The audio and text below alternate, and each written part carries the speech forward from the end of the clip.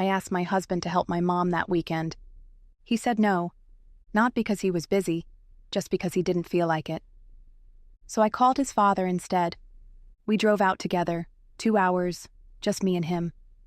I vented. He listened. And for the first time in a long time, I felt seen. That night we stayed at the farm. And I crossed a line I can never uncross. I thought I could carry it. I thought I could bury it. But when my husband started yelling again, same tone, same words, same cold distance, something in me snapped, and I said it, out loud. I slept with your father. He didn't scream. He didn't even blink. He just packed his things and never looked at me again. My name is Haley. I'm 31, and I live in Missoula, Montana. I have a 5-year-old son named Caleb, and up until a year ago, I had a husband named Ryan. We met at a craft beer festival in Bozeman when I was 25.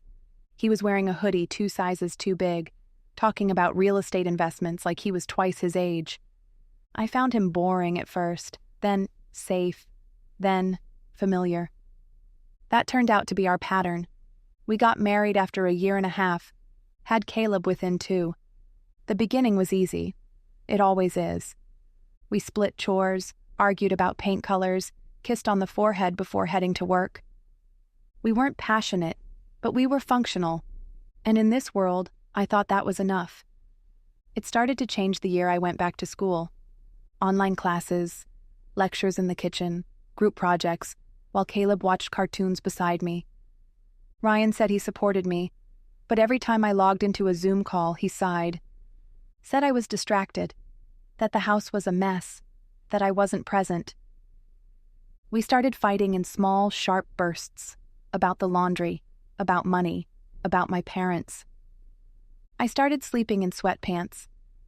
He stopped kissing me goodnight. By the spring, we were basically roommates with a shared child. We still talked, still shared calendars and groceries, but something in me knew, the version of us we used to be. It was gone. I wasn't cheating. I wasn't even dreaming about it. But the night before everything fell apart, I looked at him across the dinner table and realized we hadn't touched each other in 3 weeks. And the scariest part? Neither of us seemed to notice. It was a Saturday morning in May when my mom called. She lives just outside Libby, on a property that's half abandoned, half memories. She asked if someone could swing by the old place to grab a few storage bins and check the fencing near the pasture. Storms had hit the valley the week before, and she was worried coyotes might have gotten through. I hung up, turned to Ryan, who was standing at the sink scrolling through something on his phone, and said, "Would you be able to drive up to Libby with me tomorrow?" He didn't look up, just said, "I've got work on Monday. I need to prep." I said it wouldn't take long. He shrugged. "You said it's your mom's place. She can figure it out." I didn't say anything back. I just nodded, walked out of the room, and sat on the edge of the bed with my hands clenched together. It wasn't just the number. It was the way he said it, like I'd asked too much by asking at all. That night, after Caleb was asleep, I called his dad. Ron has always been different. Laid back, helpful, overly involved in ways that sometimes felt like a joke and sometimes felt like a warning. He used to be a mechanic, got laid off in 2020, and never really picked up full-time work again. He's one of those guys who fixes things just so he can feel useful. So when I told him what my mom needed, he didn't even pause. "Sure," he said. "I'll swing by at noon tomorrow. We'll take my truck." I should have asked someone else. I should have taken Caleb. I should have done a lot of things differently. But at that moment, all I could feel was this strange kind of relief. That someone said yes. We left Missoula around 12:30 on Sunday. Ron pulled up in his old red Chevy, the kind with tape over one of the mirrors and that smell of worn leather and gas station coffee. He said, "You good to ride front?" Like it was a casual question. I said sure. The first hour was nothing. Weather talk, the roads, how gas keeps getting worse. But somewhere outside Troy, with the pine trees thick and the sky starting to haze over, I started venting. Not just about Ryan, about how I felt like a ghost in my own house, about how tired I was of being the one who holds everything together: school, kid, groceries, emotions. He didn't interrupt. He didn't nod too much. He just listened. And I can't explain it, but it made something shift. He said, "You're doing a lot, Haley." "You always have. Ryan doesn't see that. I do." I wanted to roll my eyes, but I didn't, because for some reason it felt good to hear. Too good. We reached the farm around 4. Clouds were folding in. We loaded the bins quickly, checked the fencing. He found a loose panel and fixed it on the spot with a piece of scrap wood and a rock. He joked, "Still got it." I smiled. Too long, maybe. Then it started raining, a slow, steady curtain. He looked at the windshield and said, "You mind staying the night? Hate driving back through the pass in this." I hesitated, but then I remembered how Ryan hadn't even bothered to answer my text that day, so I said okay. We had soup from a can and 2 slices of frozen pie my mom left in the freezer. He poured us both a glass of wine. I sipped slow. He didn't. At some point, he put his hand on mine. Just lightly. I didn't pull away. And that was the moment. Not the rain, not the drive, not the wine. But that moment right there, when I didn't say no. That was the real beginning. The guest room was full of boxes and dust. Ron looked at it, scratched his head and said, "You can take the bed in the master. I'll grab the couch." But the couch was broken. The middle sunk like a hammock.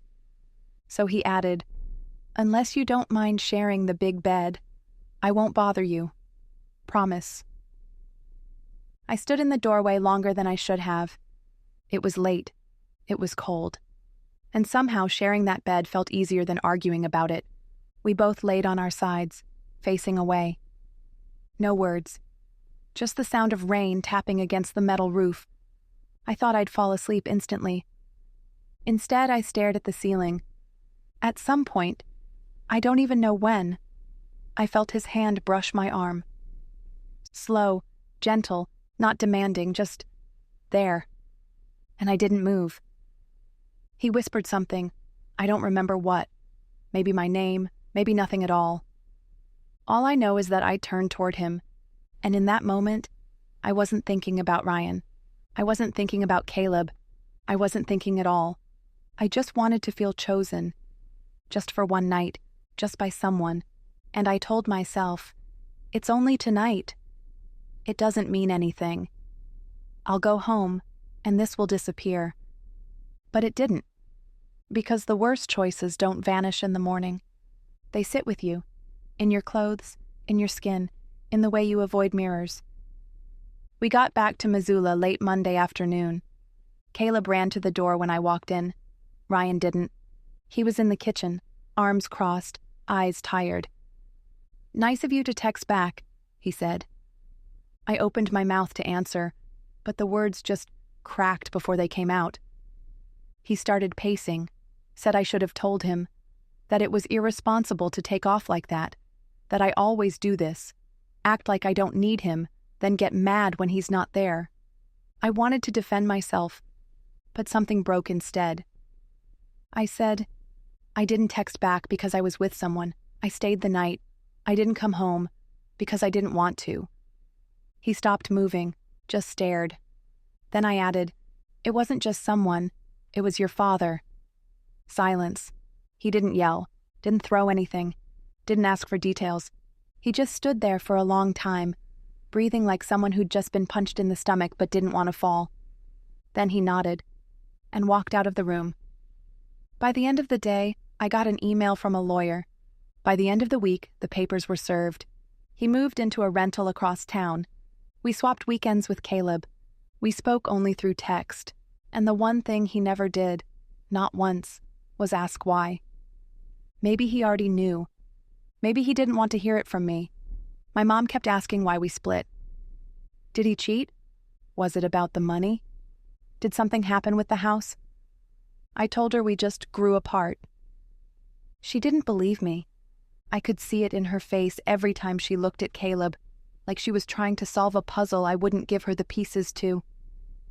Ryan never told anyone either. Not his friends, not his brother, not even his mother as far as I know.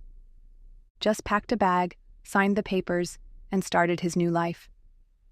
I'd see him sometimes. School pickup, drop-offs, the occasional neutral grocery aisle. He looked the same, but the way he looked at me had vanished, like I wasn't even someone he used to know. Just noise. Ron tried texting once, just once. A one-line message, "Hope you're doing okay." I blocked his number that same night. He didn't try again. And then there was Caleb. He didn't understand why Mommy and Daddy didn't live together anymore. Didn't understand why Grandpa didn't come around. One day, he drew a picture of all of us in a house, holding hands. And I sat in the bathroom with the door locked, holding that picture like it was a confession. Because how do you explain to a 5-year-old that some mistakes don't get fixed? They just get quiet? It's been 14 months. Ryan and I speak through a co-parenting app now. Drop-offs, pickups, medical notes. Nothing more. He's dating someone new. She wears a denim jacket and always waves from the passenger seat. He looks happy. He never told anyone what I did. Never asked for sympathy. Never threw it in my face. But he never looked at me again either. Not really. Not like a person. Not like a mother. Not like someone who used to mean something. And I get it. There are things people do that make you see them differently. Not because you want to, but because now you can't unsee them. Sometimes I catch myself thinking, if I'd just lied, if I'd just said nothing, maybe we'd still be together. Maybe Caleb would still draw us holding hands. Maybe I wouldn't feel like a stranger to myself every time I hear his name, but I didn't lie. And now silence is the only thing we have in common.